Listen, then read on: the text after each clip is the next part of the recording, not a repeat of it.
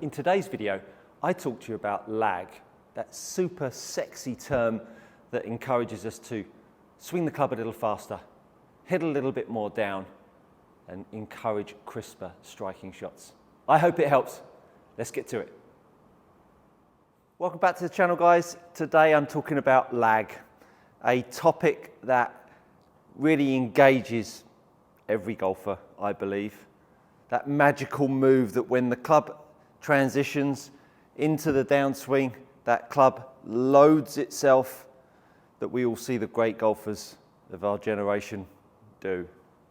Let's understand why you won't be able to do this, or why you might do too much of this. Lag, again, is perceived as something that creates a lot of power. Well, of course, it will.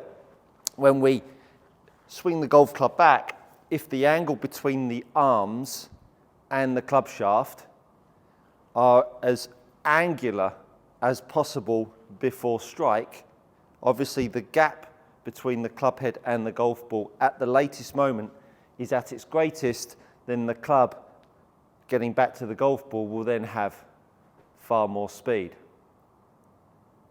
The transition phase is the key to playing or encouraging your golf club to lag. There's some principles or there's some ingredients that you need to understand that will either help you or hinder you in creating lag. The first one, top of the pile, you've guessed it, is the grip, baby. How you hold on to the grip. Now, if you haven't seen my grip series, go check those out. There's 3 videos all on the grip in a playlist. I couldn't recommend highly enough to you to watch those 3 videos before you start engaging too much with lag. When you transition, as I say, the golf club is trying to, well, we're trying to encourage that golf club to narrow. So the first one is the grip. The more I make the angle of the levers increase on the way down, this will, at the bottom, in some way, shape or form, encourage more downstrike, more angle of attack. And as usual, I've got my boxes up on the screen, slightly different today. I've got the angle of attack up and the face to path. Angle of attack is how much the club either hits down or hits up on the golf ball. The face to path value is whether the face is either closed to the path or open to the path. I'm going to demonstrate 2 golf swings. First up, I'm going to demonstrate a golf swing that's got excessive lag. So in transition, a really narrowing set of levers on the way down. Let's give it a go. In transition, there's the narrowing that I'm looking for to create the perceived lag. And as I create that lag in the downswing, look what happens to my angle of attack. My angle of attack increases. Now, if you've watched many of my golf videos, the more we hit down, the more closed, I'll rephrase that, the more we hit down, the more open our club face will be. Therefore, if you're someone that consistently battles the right-hand side of the golf course, creating more lag and load in your downswing will not help you. It will make your problems worse. So that's something to bear in mind. I'm now going to create a golf swing in transition where we have the caster of the golf club. So the club widens in transition. The angle of attack becomes much lighter. I've hit up on that 1 degree, and you can see TrackMan didn't get the face to path value on that one because it was a little bit doctored. But the angle of attack has now gone up, and the ball has now gone aggressively left. Important to therefore appreciate that the more lag we create in the downswing, the more downstrike we create, and the more the ball will go to the right. If your club face is incessantly open, creating more lag will hinder you, not help you. That's number one. How we create lag comes down to how much you pull on the golf club. How much you pull on the golf club comes down to how much you feel your shoulders activate when you're pulling the golf club. The more I pull on the handle end with a light grip, the more the club head will load the lever. Because if I take this golf club and I move the handle to the left, watch what happens to the club head. The club head rises up. I hold it with 2 fingers.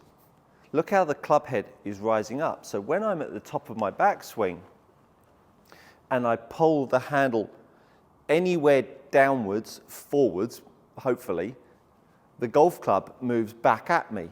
But to enable to do that, my grip pressure must be light enough to enable the club shaft and the club weight, the head weight, to load my wrist angles. If you're a golfer that has battled hitting a slice, doing this will be very difficult because in transition, you are looking to get that club face as square as possible, as early as possible. So when you pull on the golf club and you load the golf club, look how the club face is looking almost over here compared to someone that unloads the club face. Look how the club face is now pointing at the target. The more I load it, the more lag I create, the more open the club face will feel. Therefore, at the bottom of the golf swing, understanding what you need to do with the handle to square that club face up comes from how you then allow the swinging mass, the head weight, to swing, catch up and get the golf ball. We're just dealing with weight, remember. If you're thinking about it in weight terms, the last thing that anyone would do if they were hitting a baseball is they would definitely not swing the baseball bat like this. They would load the baseball bat, swing it and hit the ball. But a baseball bat is round, it's circular at the end of it, and the golf ball will go, the baseball will go off in any different tangent. So therefore, you're not really worried about the direction, you're just worried about hitting the ball. Well, if we're just worried about hitting the ball in our most efficient and powerful way and not worrying about direction, this is how we would use the lever. But of course, the more I use the lever, the better I use the lever. If I then start hitting the ball all over the place, I might be efficient in my motion, but the minute the ball goes offline, I'm then going to start to try to corrupt the face angle in the direction that it points to make it all line up. Which is why it's really important that the fundamentals of the golf swing are adhered to at address before you start to take on this journey of improving your golf swing.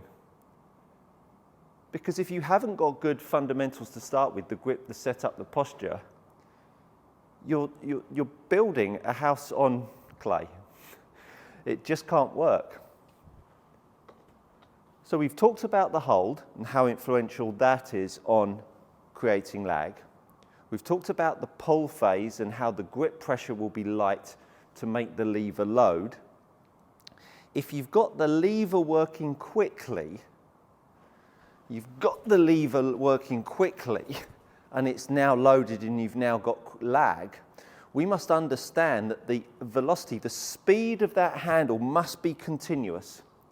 If the speed of that handle is continuous, I better make sure that that right shoulder keeps on moving, because the right hand is the bottom hand, and the bottom hand has to travel the furthest around the golf ball via the right shoulder. So the right shoulder needs to have as much range of motion as possible to keep the handle moving, to keep the lag in place before the golf club inevitably swings. Because once the handle, should I say, once the head gets a whiff of the handle slowing down, the club will swing on you. So if that right shoulder can't support the length of the right arm continually moving around my body, I can never create enough speed with the handle continuously. So in the pull phase, I need to make sure that my feet are working appropriately to spin me around. I've done 3 videos on leg action, go check those out. They'll be in a playlist on leg action. If you can't use your feet appropriately to make you rotate, and I don't mean rotate around the pelvis, I'm talking about using your feet to rotate, you can't make your shoulders continually move fast enough to make the lag that we created in the transition phase stay there for long enough through strike. So whilst this lag seems, oh, I just want a little bit of lag, there's quite a lot of ingredients that go into lag that creates lag. The pull phase is ultimately a really important part, light grip, good grip alignment. And then once you are pulling it, understanding how much these shoulders need to move around. Now, how often do you hear, I throw my right shoulder at it from golfers? Well, if you don't move your right shoulder forwards, how are you possibly going to move around? So don't be fooled that your right shoulder mustn't move. The leg action needs to be then the conduit that allows you to move around the golf ball, which allows the handle to keep moving. So as I pull the golf club and I load the shaft, I better be making sure that my leg action is spinning me around the golf ball. So I'm going to load the shaft, I'm going to use my feet to move around the golf ball, and now all of a sudden I've got the handle past the golf ball and I've still retained the lag, but I haven't retained the lag by holding the lag. I've kept the lag by the handle outrunning the head. But the minute the handle slows down, look how the lag now disappears. So as soon as the handle tries to slow down, that club, as quick as a flash, will try to sweep past you, added to the fact that you're probably trying to unload it as well if you've had an open face or you've battled the right side of the golf course. At the transition phase, the pull, the light grip, the footwork pulls us around the ball, and now the handle starts to slow down and the golf club will start to swing.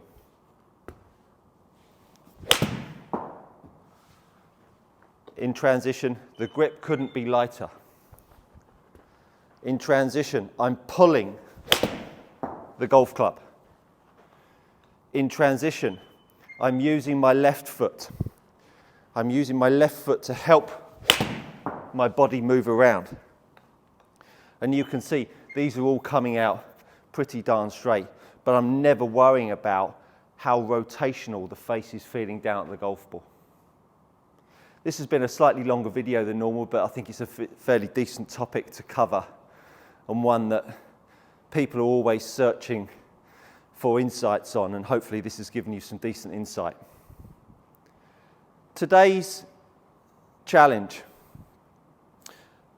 is to go out and practice this lag without dealing with the consequence of direction of your golf ball.